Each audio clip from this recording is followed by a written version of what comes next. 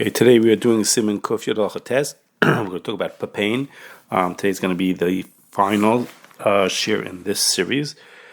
So we're in Kuf Yod test, which talks about if you have a suffix treifa that got mixed into other foods, and whether you should consider that to be a svek sveka, which will make it mutter.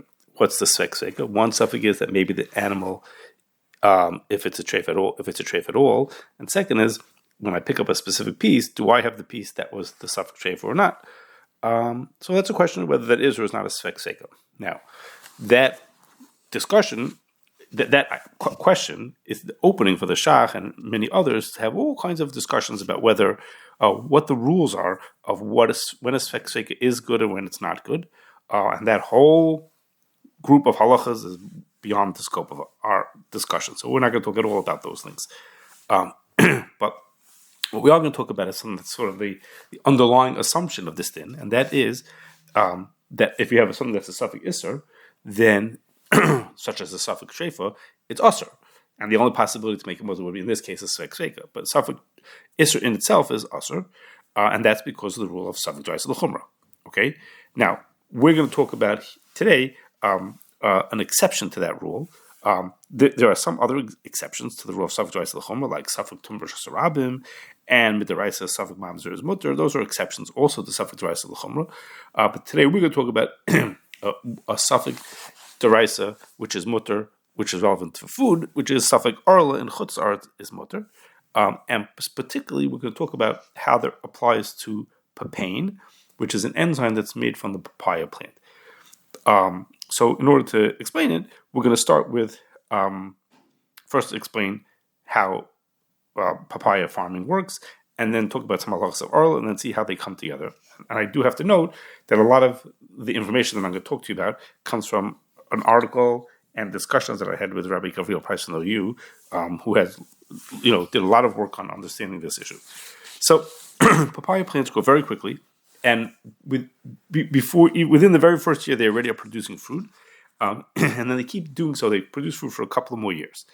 Now, since each year produces less fruit than the year before it, by the time the tree is 3 years old, it's making so little fruit that it's not worthwhile to keep it around. So they'll cut it down and replace it with a fresh tree. Well, that would seemingly lead us to a halach issue, because fruits are arla. The first 3 years of a tree's life, fruits are arla. And that applies even in chutzarts also. That isur deraisa of arla applies even to chutzarts. Well, if we have a fruit that never lasts past the third year because it always gets cut down before then all of the fruits that we have are going to be arla, which means we wouldn't be allowed to eat them. So that's the potential issue we have to deal with. Now, for the beginning of our discussion, we're going to assume, that a papaya is halachically considered to be a fruit rather than vegetable, and therefore it's within the halachas of arla. But towards the end of our discussion, we're going to talk about that's not at all clear that that's true. But we're going to work with that assumption for now. Now, the eating papaya itself is not as much of a question as it is for papain, and that's the reason why it's not such an issue for papaya is because not all papaya is forbidden. I made it as if every single papaya is usher, because some trees actually last for more than 3 years. Just usually they cut it down after 3 years, but not specifically. It could last a little more, a little less, and plus also the 3 years for arla doesn't necessarily take 36 months. The 3 years could be a lot less than 3 years or a little bit more than 3 years. I'm not going to go into all the calculations for how that is, but it really has to do with the rule that the one that makes it most relevant to us is that if a tree is planted between Rosh Hashanah and Tu B'Av, which is the bulk of the year, then Arla will end after about 3 years. But in some cases, it could be much less than 3 years. If you planted in Rosh Chodesh Cheshvan of Tavshin Pei Gimel, that's when you would have planted it, so it's a little right after Rosh Hashanah, then Arla would end on Tu B'Shvat of Tavshin Pei Vav, which would be that would be 3.25 years. Sorry. What happens if you planted it on Rosh Chodesh? But again, if you planted it on Rosh Chodesh Av of Tafshin Pei Gimel. Okay, so it's towards the end of the year. Then it would end on Tu B'Shvat of Tafshin Pei Vav, which is only about 2.5 years. Anyhow, so my point is, without getting into all the details of how it works, sometimes it takes less than 36 months. So when we say the farmers cut it down after 3 years, it could be more than 3 years. And not only that, 3 years might actually be past the Orla time anyhow. Okay, so that's one piece of information. That's not always 3 years. And second is, there's as many people know, there's a big difference between Suffolk Orla in Eretz Yisrael and Suffolk Orla in Chutz La'aretz. In both places, Orla is also midiraisa. And therefore in Eretz Yisrael, it has the regular din we expect, which is Suffolk Drais L'chumra. But, and that's why we're talking about today, this is an exception to that rule, that in Chutz La'aretz, even though Orla is also midiraisa, it's also as a halacha l'Moshe Sinai, and the halacha Moshe Sinai includes a special exception that this food, which is, if it's a suffix, then it's mutter. So as long as we have a suffix that the papaya in my hand might not be from Orla, I'm allowed to eat it. I'm allowed to say this one is not from Orla, and therefore, even though it's suffix deraisa, in this case we say suffix deraisa is not l'chomer, I'm allowed to eat it. So since some papaya is going to be mutter, that because of that, basically in Chutz La'aretz, for papayas that grew in Chutz La'aretz, all of them are going to be mutter. Okay, now, there is quite a discussion in the Achronim, when this rule that I just said to you, well, since Safek Orla in Chutz La'aretz is a halacha Moshe Sinai, therefore the din is Safek is mutter. There's a question of how to understand what the Gemara says, how the Gemara explains that. Is the Gemara saying that every halacha Moshe Sinai, Safek deraisa is lakula? Is it a rule for? Is it because it's halacha Moshe Sinai, therefore the rule of Safek deraisa l'chomer doesn't apply? Safek deraisa is always lakula. That's one way of looking at it. And others say no. It's really for every in halacha Moshe Sinai, since it's a deraisa, it would also be l'chomer. But this specific halacha Moshe Sinai came with a special rule that said Safek is lakula. Okay, there's quite a discussion in the Achronim about this. It turn if you go through the names and the details of it, it may be l'shitasayim, something we're going to talk about in a minute from the Shulchan Aruch and the Rambam. Maybe it's l'shitasayim of how they hold about this question. But it's again, I'm not going to tell you all a lot of different names on this. Different people have opinions on it, but it's quite a discussion about whether it is or not. So what we're holding at so far is that the papaya that grows in Chutz La'aretz is going to be mutter because Suffolk Orla and Chutz La'aretz is mutter. So we're always okay, no problem. Since there are some papayas that are not going to be Orla, all papayas are going to be mutter. Whatever, it's not so clear that we could use that same line of reasoning for Papain. And Papain is a enzyme taken from the papaya plant, and what happens is a farmer doesn't plant all of his plants today and then 3 years uproot them all and plant them again.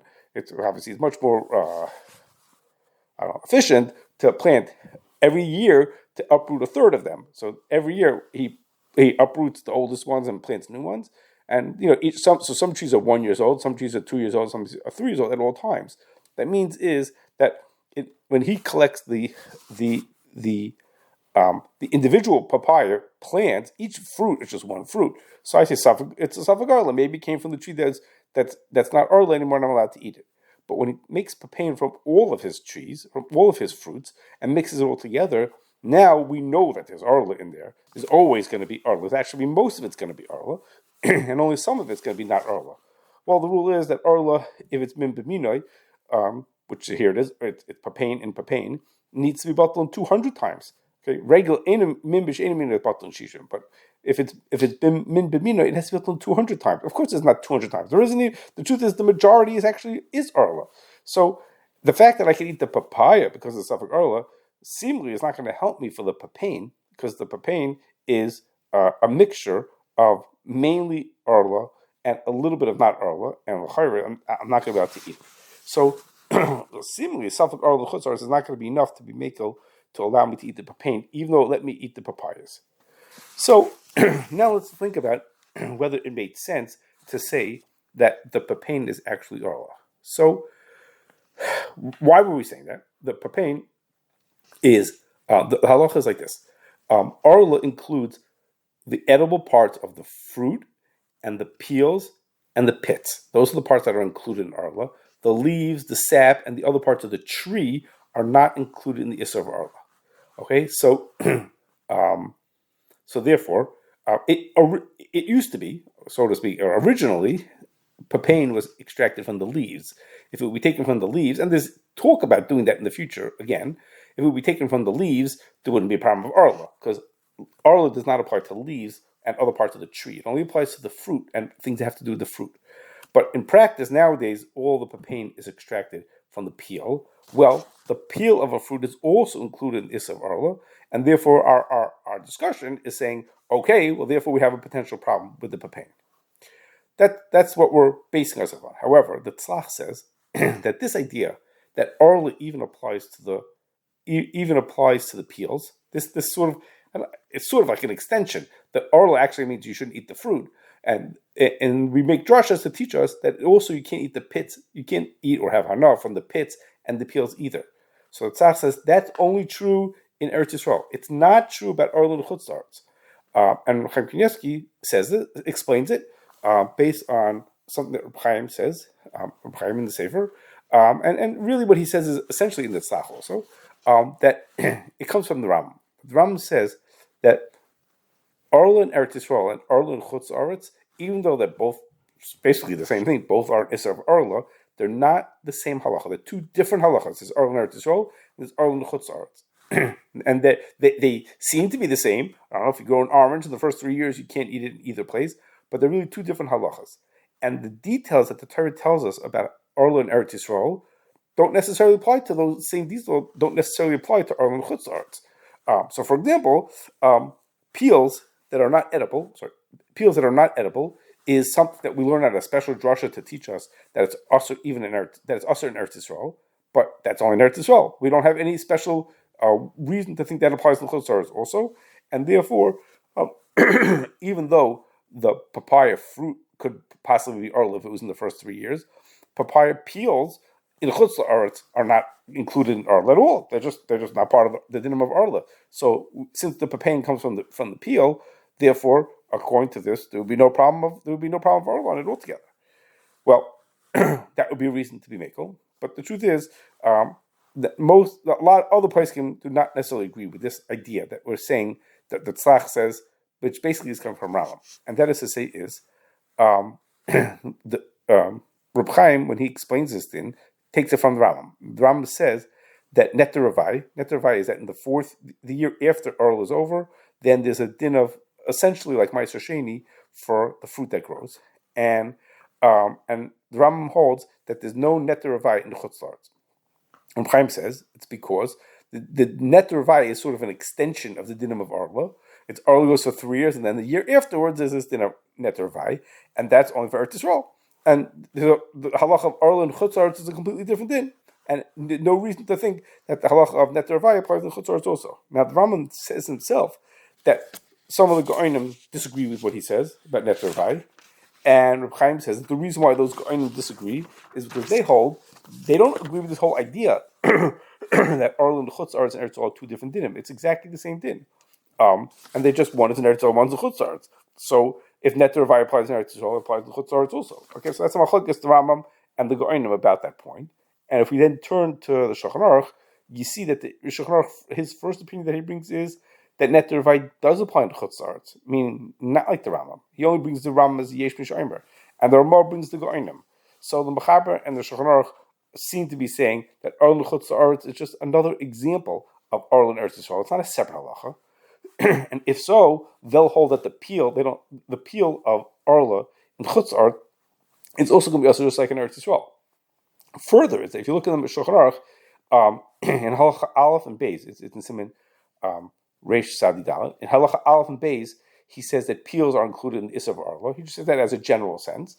And then in other halachas, Gimel and Zion, a whole bunch of halachas later, he talks about how Arla and Eretz Yisrael is different than Arla in the Chutz La'aretz. He talks about differences between them, but he doesn't say that peels are different. And so in halacha Aleph and Beis, he talks about peels being asur, and in the halachas when he says Eretz Yisrael is different than Chutz La'aretz, he doesn't say peels are different, and that's because seemingly he holds, like this Garnin and like the other Shita, which is that Eretz Yisrael and Chutz La'aretz have the same dinim, except when there's a known exception. Otherwise, we assume they have the same dinim. So this idea that we can make, the Tzach would say that something the inedible peel is not including this of Arla, l'chayra, there's good reason to think that others disagree with that and not to be Mikol. Now, you could argue, and you could say is okay, but there's a rule, part of or connected to the rule of Safek Arla and Chutzarts is mutter. There's a rule also that says Kol Meikab Arat Halacha K'Moisem Chutzarts. If there's ever a machlokes about halachas about Arla, then if anyone who's the whatever the Meikal opinion is, we could follow that opinion when we come to Arla and Chutzarts. So maybe we'll say yes, okay, it's true that many shittas disagree with what the Rambam says, but as long as it's our shita, maybe that's a reason to be Meikal. Okay, that's very possible. I'm not sure if this is stable enough opinion, but that's a possible reason to be Meikal. Now, so that was one thing. So maybe we should say since it comes from the peel, therefore it's not Asr. But the truth is that there's another reason to think about that. I hinted at it at the beginning, and that is we're assuming that papaya is a fruit, and if it's a fruit, then it has the halachas of Arla. Why are we assuming it's a fruit? It's because the Gemara and Tosefta tell us how to know what the difference is between a fruit and a vegetable, and papaya meets those criteria. The Gemara says that to be considered a fruit is that if you take the fruit off the tree this year, next year the same tree will produce new fruit. You don't have to plant it again, which is true of papaya. It lasts, from over the winter it lasts. And the Tosefta says that the rule, what the differentiation between fruit and vegetable is that in a tree which produces fruit, the leaves don't come out of the trunk; they come out of the branches. As opposed to when it's a nut tree, then the leaves come out of the trunk also, and therefore that's what I did. How we differentiate between a fruit and a vegetable. And again, a papaya is also the leaves don't come out of the trunk; they come out of the branches. So that would be the reason it's a fruit. That's a pretty straightforward why it should be. However, a lot of the later poskim can talk about other ways to identify a vegetable as compared to being a fruit. Most of the poskim are not talking about papayas at all. They're talking about eggplant, which I'm going to talk about in a second. But they give two other possible reasons to think something is not a fruit and that it's a vegetable. That's instead it's a vegetable. One is they say if something produces edible crops in the very first year that it's planted, that's a sign of a vegetable. Because vegetables are all like that. When you plant them, you get crops right away. As opposed to fruit, usually takes a long time. So if something gets a crop within the very first year, that's not a fruit. That's a vegetable, and that's like papayas like that. And another one is that others say is that if the crops are best in the first year, and then they get worse as the years go on, that's not a tree. Trees get the earlier crops are weak, and they don't get better as you give them more time. Papaya meets both of these criteria. Papaya makes fruit in the very first year, and the fruit are the best in the first year. They get worse as the time goes on. So according to these other poskim, papaya is not a fruit altogether. It doesn't have the din of Arla altogether. So again, especially since we say halacha divrei mekel halacha divrei mekel kol hamekel ba'aretz halacha k'moisem b'chutz aretz. So we could be mekel and say that this is not considered fruit, even though again, according to the Gemara and the Tosefta's ways of identifying fruits, these would be fruits. But there are other good reasons to think that they're not. Rav Schwartz himself wrote a tshuva about it like that, and others as well. And Rav Vazner says there's reasons to be mekel. He might have even only been machman Eretz Yisrael. Rav Vadia is mekel about it. So these are all different reasons to say. These are reasons to say it's not a fruit altogether. This thing is just a vegetable. In which case, there's no halachas of Arla at all. So we've been talking about papaya until now, and the similar issue. The similar issue applies to some other foods as well. So I'll just go through that just quickly, and that is we've mentioned two criteria for which which would say papaya is considered a vegetable. That is, it has fruit in the first year, or it degrades from year to year. The first year is the best year. Okay, and as relates to eggplant, the place can speak about other things as well, and that is like this: in the United States. Eggplants, when you plant eggplants, they don't make it through the winter. You have to replant them every single year. So in the United States, if you saw eggplants, to you it would be obvious that eggplants are a vegetable and they're not a fruit. Because the Gemara, the most basic rule the Gemara says is that a fruit has to be from a plant that lasts from year to year. It keeps producing fruit, and eggplants don't do that. The reason why Paiskim talked about eggplant is because they didn't live in the United States. The eggplant it originates in tropical climates in South Asia, and there the temperature is warm enough all year round that the plant lasts through the winter. So that makes it seem like it's a fruit because it lasts through the winter. The Gemara says that's the rule. If it lasts through the winter, then it's a fruit. But it never produces fruit for 3 years, and then they had therefore the shaila. So they had these two reasons that I gave you beforehand of things that it makes fruit the first year or it degrades. Those are reasons not to consider it to be a tree. And they also gave three other reasons. One is trees have solid trunks, and if the trunk is hollow like a reed, that makes it that tells us it's not a tree.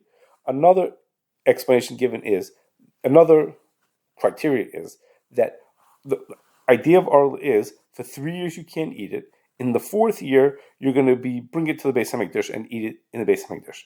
So some say is that the Torah didn't answer a fruit if that means is they will never make it to the fourth year. If this fruit if it doesn't produce fruit for 4 years, the Torah didn't mean to answer that. It only meant to answer it if it will produce fruit for at least 4 years. Then it said is then for the first 3 years you can't eat it. But if it will never make it to the fourth year, then the din of oral don't apply. And the others say the same thing, but just say it has to make it to the fifth year, because the Torah says if you have a tree for 3 years, don't eat the fruit. The fourth you bring it to Yerushalayim, and then the fifth year you can keep on eating it. If you can never make it to that year when the Torah said you'll be able to eat it, then it's not included then it's not included in the whole issue in the first place. Now the Chazon Ish is one who says that idea. The Chazon Ish actually says is when the Gemara says Ein Hagezem Miskayim, that's the Gemara says. So most people understand that to mean is the trunk doesn't last through the winter, and therefore it's not a fruit. The Chazon Ish says no. What it means is it doesn't last. It's Ein Hagezem Miskayim till the fifth year. It won't make it till the time when you'll be allowed to eat it without concerns of arla. That's what the Gemara meant. That's what the Gemara meant, and therefore that's this cool. Okay, now, so these reasons are given. Each of these reasons is given by different poskim, and a lot of the people who say some of these reasons disagree strongly with the other reasons. They say, I don't know that. Who said that's true? And they have so I say my reason is right, but your reason I don't agree with. But again, since we're talking about chutz arts, we could be makel about things even with one posek who says something, as long as we have a legitimate position one way. Because again, it's arla the chutz arts gives us a lot of room to be makel about things. Now, I'll mention some people use this to explain the reasons why raspberries are not considered to be fruits. Raspberries are a plant that last for 10 years, and the stems, the canes that grow above the ground, live for only 2 years. Now, there's different types. There's winter and spring bearing raspberries. I'm not going to go into the details of that, but potentially some of these reasons that are given will be many of these reasons that will given will be enough reasons to be makel to assume that raspberry for these purposes is not considered a fruit. It will be considered a vegetable, so it doesn't have the din of arla. And also, Rabbi Fati speaks about that some of these reasons would justify the fact that we use a kind of peppers. I call I pronounce this right, Capsicum frutescens peppers, which are some that are the most famous uses that we know for these peppers is to make Tabasco sauce or to make schog, that's a Sephardi hot dip. These peppers are perennials, which is to say is they last through the winter, but they don't last more than 2 years. So they potentially, again, have the same early questions, which is, if it doesn't last for 3 years, but it's a fruit, then you should never be able to eat it. They produce peppers very quickly within the first year. So just about all of the Achronim's reasons to ways to identify something as being a vegetable seemingly apply to that, or Frati speaks about this. Excuse me. And also, potentially, might be a reason, a lot of these things may affect passion fruit. Passion fruit is also 40%, it seems 40% of passion fruit is arla. And here there are possible differences between purple and yellow passion fruit. And there's questions whether the fruit the fruits that we eat as opposed to the fruit juice that we eat from passion fruits. Those are all things that need still to be looked into, but a lot of these reasons potentially apply to that as well.